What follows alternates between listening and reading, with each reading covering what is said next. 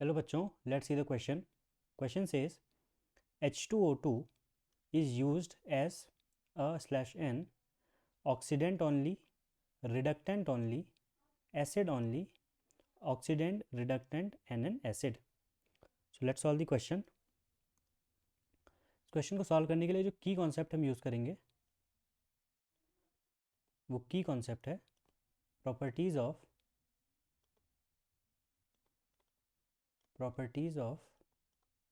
H2O2. Hydrogen peroxide की properties हम यहाँ पे देखेंगे. तो hydrogen peroxide it can get dissociated, H2O2 can get dissociated into water plus oxygen. इस रिएक्शन को अगर मैं बैलेंस करूं तो 2 moles H2O2 and 2 moles of water are formed. तो अगर मैं यहाँ पे ऑक्सीजन की ऑक्सीडेशन स्टेट निकालूं so it will be hydrogen will be in +1, 2 into +1 and 2 into oxygen की हम ऑक्सीडेशन स्टेट को मान लेते हैं x and overall compound is neutral so it is equals to 0. तो यहाँ से x की वैल्यू आएगी -1. सो ऑक्सीजन की oxidation state here is -1. In water we all know the oxidation state of oxygen is -2 and in native state oxygen जब present होता है तो इट्स ऑक्सीडेशन स्टेट इज 0. तो यहाँ से हम देख रहे हैं कि ऑक्सीजन -1 से -2 में जा रहा है, ऑक्सीडेशन नंबर डिक्रीज करता है.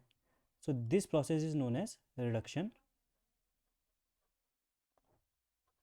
और ऑक्सीजन -1 से 0 की तरफ जाता है यानी ऑक्सीडेशन स्टेट बढ़ती है and this process is known as oxidation.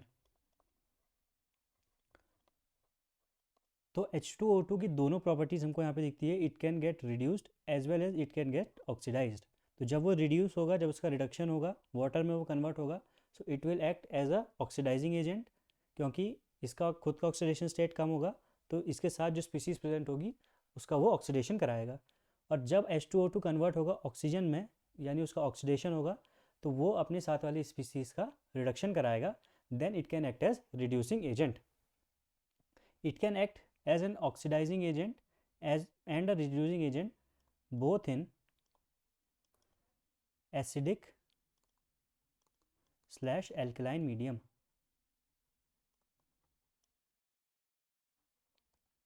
चाहे एसिडिक मीडियम हो चाहे एल्कलाइन मीडियम हो, ये दोनों में ही एज एन ऑक्सीडाइजिंग एजेंट या एज एन रिड्यूसिंग एजेंट काम कर सकता है. अगर मैं इसका एक एग्जांपल दूं तो रिएक्शन कराते हैं हम Fe+2 की H2O2 से एसिडिक मीडियम के अंदर. तो हमारे पास इसका ऑक्सीडेशन हो जाता है आयरन का and it converts to Fe+3. अब क्योंकि आयरन का ऑक्सीडेशन हुआ है यहाँ पे तो H2O2 का रिडक्शन होगा और रिडक्शन प्रोसेस में इट कन्वर्ट्स टू वाटर. तो यहाँ पे हमारे पास बन जाएगा वाटर. इस रिएक्शन को अगर हम बैलेंस करें तो 2 moles Fe2 plus 2H plus gives us Fe3 plus 2H2O. तो यहाँ पे आयरन का ऑक्सीडेशन होता है +2 से +3 ऑक्सीडेशन स्टेट में और H2O2 का रिडक्शन होता है. अगर हम तो यहाँ पे H2O2 is acting as an oxidizing agent.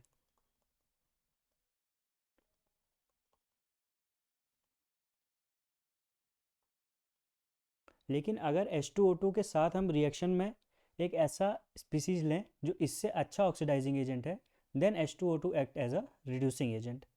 अगर मैं इसका एग्जांपल लिखूं so we have an example of NaOCl. NaOCl और इसकी रिएक्शन जब हम H2O2 से कराते हैं देन वी गेट NaCl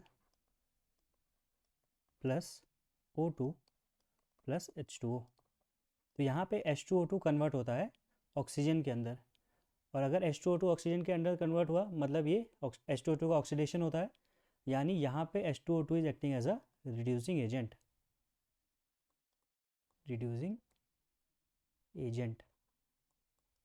यहाँ पे ऑक्सीडेशन, यहाँ पे H2O2 का ऑक्सीडेशन हुआ तो रिडक्शन किसका हुआ, यहाँ पे क्लोरीन का ऑक्सीडेशन स्टेट है +1 और NaCl में क्लोरीन का ऑक्सीडेशन स्टेट है -1. सो +1 से -1 में आया है क्लोरीन यानी क्लोरीन का रिडक्शन हुआ है. नाउ इसकी एसिडिक प्रॉपर्टीज़ अगर हम देखें, acidic properties, so it is slightly more acidic than water, slightly more acidic than water। और इसकी जब हम रिएक्शन कराते हैं NaOH यानी एक हाइड्रोक्साइड से, तो हमारे पास बनता है उसका ऑक्साइड।